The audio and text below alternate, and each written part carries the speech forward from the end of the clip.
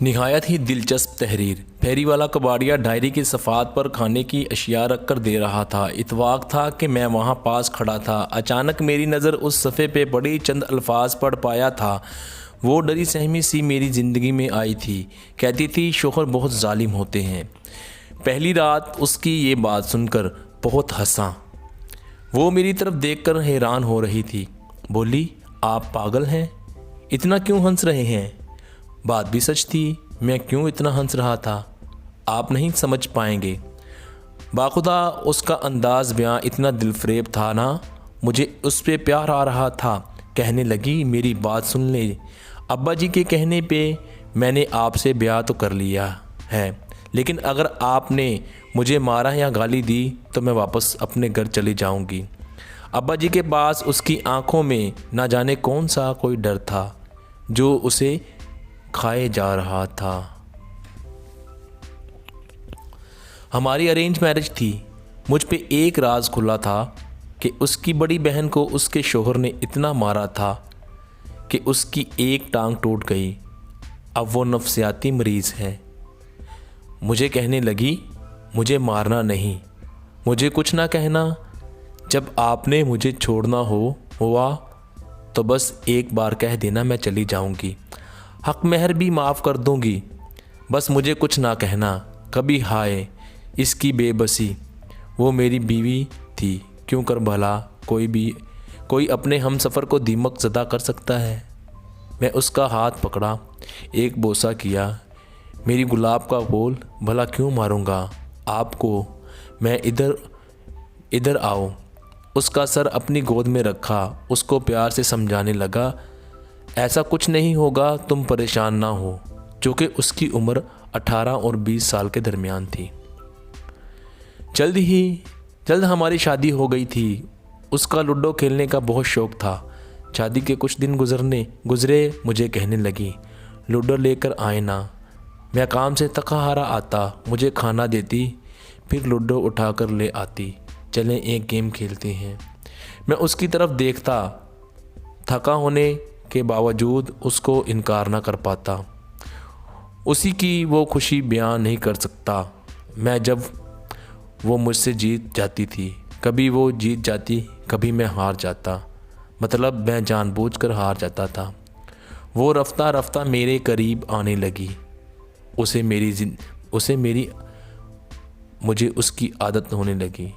आदत नहीं, मोहब्बत कहें तो अच्छा होगा। हमें एक दूसरे से मोहब्बत होने लगी।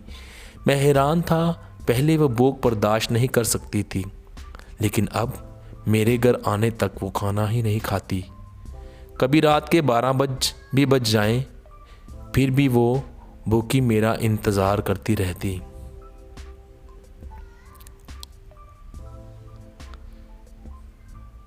पहले मुझे खाना देती, फिर मेरे पास बैठकर मेरे कंधे पे सर रख लेती। बच्चों की तरह जिद्दी सी थी। मुझे कहती, अपने हाथ से खाना खिलाओ। मैं उसको अपने हाथ से खाना खिलाता, फिर मेरी गोद में सर रखती। दिन भर क्या क्या काम किए सब बताती। बातें करते करते सो जाती। मुझे ज़िंदगी के होने का एहसास होने लगा था। मुझे महसूस होने लगा, ज़िंदगी क्या इतनी हसीन भी हो सकती है। क्या ज़िंदगी के ये खूबसूरत लम्हे भला जन्नत सा समा कैसे ना देते। एक बार मैं किसी बात से नाराज़ था। उसे डांटा भी था। मेरी तरफ गुस्से से देखने के बाद कमरे में चली गई। मैं जानता हूँ वो बहुत रोई थी, लेकिन मैं भी गुस्से में था, इसलिए उसे रोने दिया। पूरा दिन गुजर गया, मुझसे कोई बात ना की उसने। मैं भी अना में रहा। मेरे सामने खाना रखा, कंधे पे सर रख कर बैठ गई। मैं जानता था वो भूखी है। मैं उसको खाना ना खिलाया। आखिर मैं भी तो नाराज़ था। कुछ ना बोली। बर्तन उठाए किचन में रख कर आ गई। मेरी गोद में सर रख कर लेट गई। खामोश थी। कभी कभी नज़रें चुरा कर देखती थी मेरी जानब।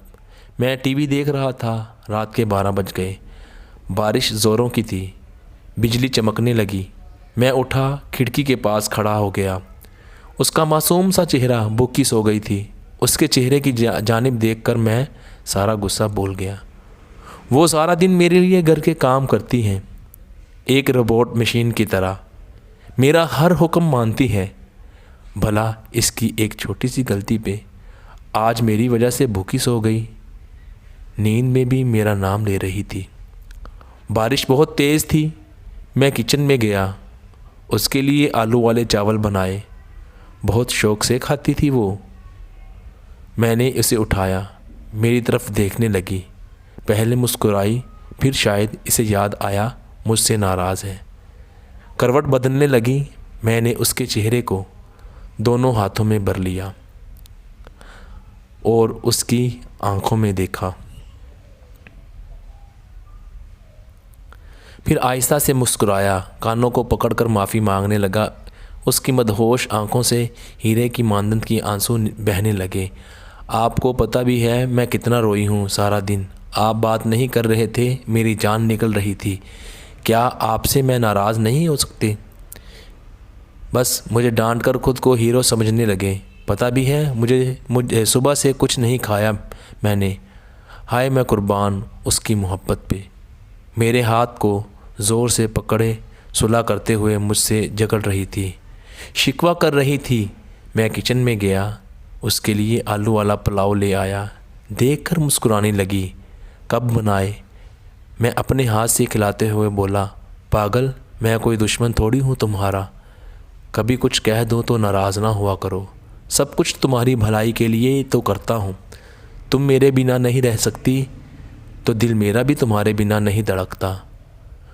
वो सॉरी करने लगी। उसकी हर अदा मेरी ज़िंदगी थी।